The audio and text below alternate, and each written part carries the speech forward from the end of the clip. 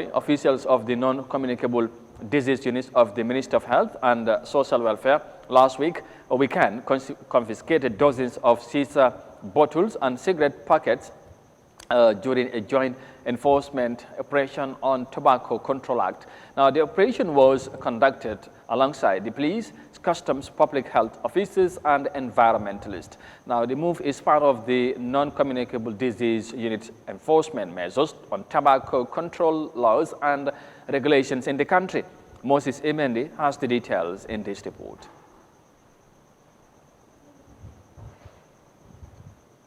The joint operation to enforce tobacco control laws and regulations took place in jurisdictions within the Greater Banjul area in both day and night. Series of shisha bottles and cigarette packets were seized by the authority. This is a galvanized effort to uphold the 2016 Tobacco Control Act. The act prohibits public smoking, cigarettes without graphic health warning, and advertisement of tobacco products. In 2018, 16,000 deaths were recorded, and non-communicable diseases accounts for 34% of all deaths, with tobacco use being the single risk factor enabling all the major non-communicable diseases such as stroke, cancer, diabetes, and chronic lungs disease.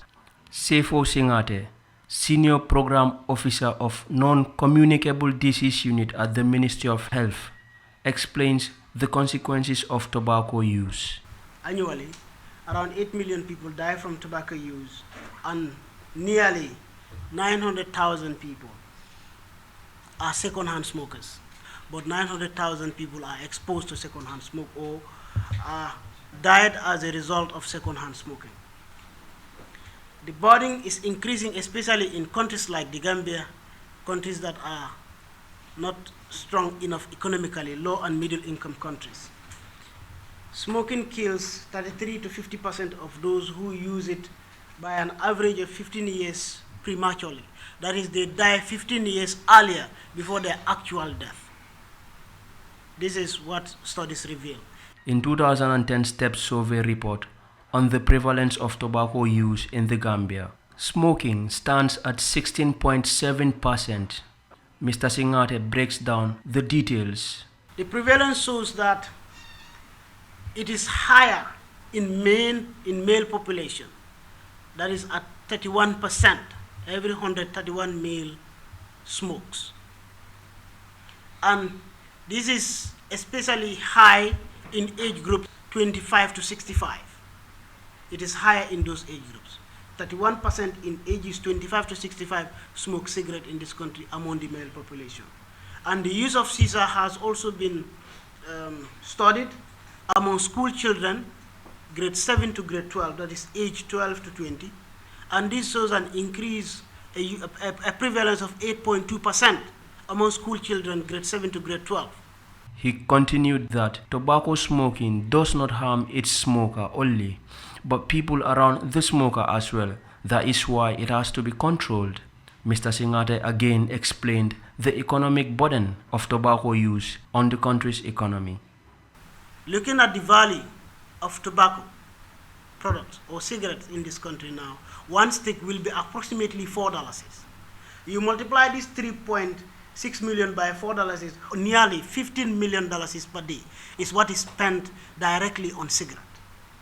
In a month, this will be 440 million. In a year, this is $5,290 million. This is what is spent on cigarette.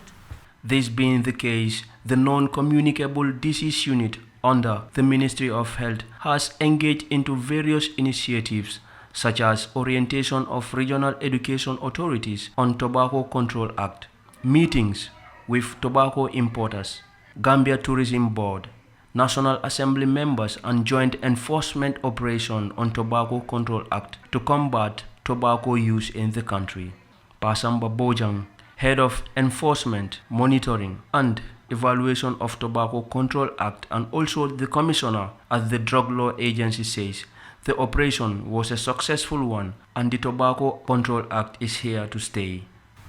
Actually, the operation was a very successful operation. We at least reach the target we are looking for. it's not easy to say that we go for operations and you have achieved what you expect for. But at least there is what we call community demand awareness. They complain that this law is not enforced. The community saying that we create laws and it's a law for a few days. There is this law. There is a notion in the Gambia that a law Gambia, a few days, after 2-3 days, the law disappears. I'm just trying to make it clear that the TCA 2016 is here to stay. He cautioned that failure to comply with the act will bear severe consequences on culprits, adding that from now on they will embark on operations frequently. Tobacco poses severe health implications on its smokers. The act does not prohibit smokers from smoking, but it does implore them to protect the next person to them from the smoke by creating a 100-meter distance between them and the people around them. Culprits who fall short of the Tobacco Act mandates may risk prosecution. Moses Mendy, Eyeafrica News. Thank you very much, Moses, again for that report. I think the need to fight against smoking cigarette has been, I think, how would I say, this has been intensified, maybe, and because this act is not something new, or the enforcement of the laws or regulations that have been put in place or outlined to make sure that public smoking is not allowed, or smoking in public is not allowed, and some of the other issues also related to smoking and of course selling cigarettes also in the shops and all that. Plastic is also not allowed and others. So they were out and about to enforce the regulation, and eventually some people were arrested somehow. So that's why it is. So Monyang, just quickly, bala ñu bi mo xamna tenk rek lay doon. Ministry of Health seen unit benn seen taxawaay ànd ci ak police bi ak custom ñoo doon wor fexe loi bi nga xamante moom moo tere wala dakkal tux ci biir mbooloo wala ñu jël sax ba bitig yi di jaay benn cigarette xam nga dañ ko ci dakkaloon ci wax ni loolu nangatuñ ko ci réew mi waaye mu ngi am ñu wóor doon wër nag am ñu ci jàpp tey war leen atte ci loolu dafa mel ni comme léeg-léeg nga xool réew mi da ngay xalaat nga leen loi daf fi dee xew wala ñoom saa leen neexee la ñoo jóg pour enforce loi waaye donte loi ñu ngi fi du tax li loi wax nit ñi di ko dundee wala di ko doxee tey ndax nga gisee acte yu mel ni jékki-jékki rek dox wala jëg ah di ko exactly jékki-jékki rek benn yoon rek jóg dem profito den téye benn ñaar ñetti ñeent ci benn période ñu dem affaire yi ñuy coow mu sedd ñu fàtte ko nit ñi dundaat ci seen dundin dem ba beneen période tamit ñu jógaat dafa mel ni lii because lii nekkul lu bees loi bi yàgg na fi so dafa mel ni ñoom léegi right now lañ fiil ne dañ ko war a enforce te loi bi mu ngi fi woon yàgg na fi te xam nga dafa su dara xewee si askan bi da ngaa dégg loi Gambie la may leen ñetti fan rek mun nga loi fii may leen ñetti fan rek loolu ngaa dégg time bu ñoo def opération CLEANv di road ay doon waaw yaa ñu ne xëy may leen ñetti fan rek léegi ñu génne fi moom daal bu ñu wayee bàyyi rek suñoo génnee nit ñi si mbedd bi si yoon bi si tali bi marché bi sax loi bi du taxaw may leen ñetti fan rek so dafa mel ni askan bi dem ñu ngi leen bëgg a yee si may leen ñetti fan te askan bi dem loi boobu ñoom ñoo ko wootee ñoo def référendum ñu nangu constitution bi waaye pour ñu doxal ko mooy problème te gis nga lii da nga ko war a doxal de waxuma la cigarette de ba ñaamoo sax booy da ngaa dajeeg nit mu ngi koo sax ni di to mu ngi koo tox si yow wala nit nekk ci biir moto am di ci xëcca saxaar si di fol ci bunta yi waxuma la cigarette de cigarette nga xam ne sax ci tali nga ne lan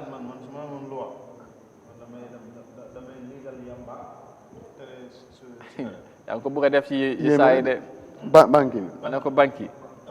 soo mu nekk lu nga xam ne nii daal waaye ana ñoom banque yi Amadou comme ne mun ngaa tox but public place yi dëgg-dëgg war nañ ko tam ñu tox yëpp xam nga dama dinaa jël exemple benn boy yaayam dafa feebaru maire bi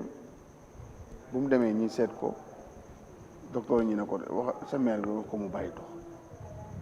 na sama yaay toxut di ndekete yow moom fu booy dee toog ak fu moo jaayee gerte caaf ak yooyu noonu sori wante wu ndeke maire bi moom lu gars yi génnee loolu rek mu ngi si dënnam bi te loolu moo gën a garaaw sax tuxkat bi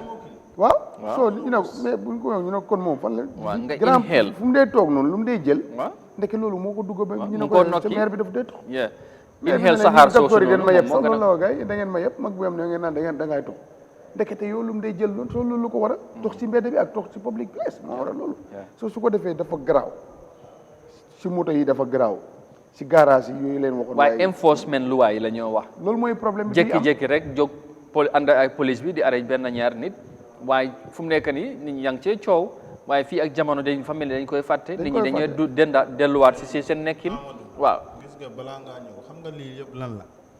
nañu bàyyi naxe mbaay yi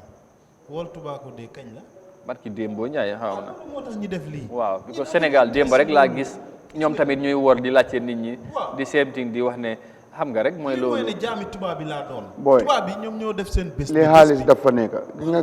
nguur lu xaalis nekk waaw because of daf ko dee bàyyi xel de at bu nekk taxe bi dañ ko dee yokkin bu doy waar léegi paquet cigarette benn paquet cigarette $50 beneen bi ay 100 something at bu nekk benn bés la ñuy màggal bés bu nga xam ne dañ ne bés boobu lañ jagleel pour wool tubaako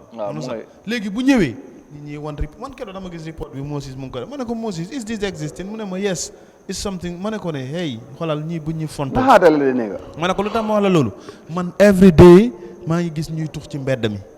onasan yow xoolal li ci gën a yéemu nit yi tàqale ko ak seen sago da nga leen di gis ñu ngi téye paquet de cigarette ñooñu xalaat nañ Amadou bi dinaa tux ci peggam wala du ma tux peggam cigarette ngay wax waaw yambaa bi sax loolu laa la wax léegi nag réew moom naka nga fay dàkkalee nga ne tey ci ànd ak xelam ànd ak sagom onasan dem toog ak campem siisaa bi gis nga ko xale jigéen ñi pour ñu noos foog ñu taal siisaa waaw léegi jigéen yi sax ñoo ci gën a aay onasan nga ci cigarette bi ak Sénégal yow jigéen yi vodka la ñuy naan xam naa ñumba dina ko xam ndax xat yi ak gars yi ñoom duñ ko xam ñoom vodka la ñuy naan onasan nga fii sa Sénégal mais boo demee nga gis xam nga non fii xale yi ñoom siisaa la ñuy naan ci siisaa bi la ñuy lii ak waaye du daf laay tàngalang yëpp benn la bu fekkee daf laay génne si sa léebo bu nga nekkoon rek benn la non siisaa bi moom man na xam nga wax dëgg yàlla mosuma koo tux musuma koo fayee sax xaw ma ko mooy gis nga léegi na la ko xadi woon ci footage bi mooy li nga xam ne dañuy teg yëf yi mu mel ni waaw ñuy xëcc di fu rek gën a toxu tubaab la rek waaw léegi nag loolu xale yi jigéen ñi noosukaay lañ ko def wana sàn nga léegi te loolu yëpp saxat sami dugal ci yow am na ñuy tux tamit cigarette ci ñoom sàn nga dafa am leneen lu mën a def ci yow te cigarette bi ak nu mu tudduti yamba bi waaye man dama ne maa ko doon léegi waaye la man yamba ba ma gën a la ma ko doon tax yamba déglu amul yamba day faj asma booy yamba buy jaxase cigarette yamba bu jaxase réew booy léegi mu ngi toj ay ndong ba xale yi di wër fii maam nga naan dañ ko ci bari nii yëpp non xale yi léegi ay roos waaye dafa am foo ko dee commencé affaire bi cigarette bi nga ko dooree gis nga yi nga wax ne ay roos ñoom ay jiin waaw ay roos ak jiin ak sàngara gi yëpp baaxul amul moo fi nekk di sonal nit ñi loolu laay wax moom la nit ñi di naan di rey waaw cigarette yi affaire yi ndey ji mooy cigarette bi cigarette bi ngay doore nga ñëw si bax waaw soo mënee toj benn bax léeg-léeg nga dóor benn lifin ñaar bu yàggee léegi loolu bu yàggee nga dem si roos wax affaire du la yëngalaat léegi nag boo jógee si roos ci ndey roos ngay dem mooy butéel yi nga toj waaw léegi nga ñëw dangay digg bëccëg nit di ñëw di attaque nit plein de man bu yàggul just 2 weeks biir weer koor bi dama génne suma kër non I couldn't believe bëccëg de ma génne man kii def ma doon bàyyil ma bàyyi suma gars yi ci néeg ne ñu ngi si cabinet bi ci salle bi suma gaz bi la saa yi ñëw eno ko digg bëccëg dégg bëccëg dafa génn ci ne bi dañu gis ko kan waaw gars yi bu ne ko ni gars yi ñëw ruus si moom mu ne leen xay man loolu laay def nii kii ku di you don't understand that liggéey barki démb la xaw ma démb si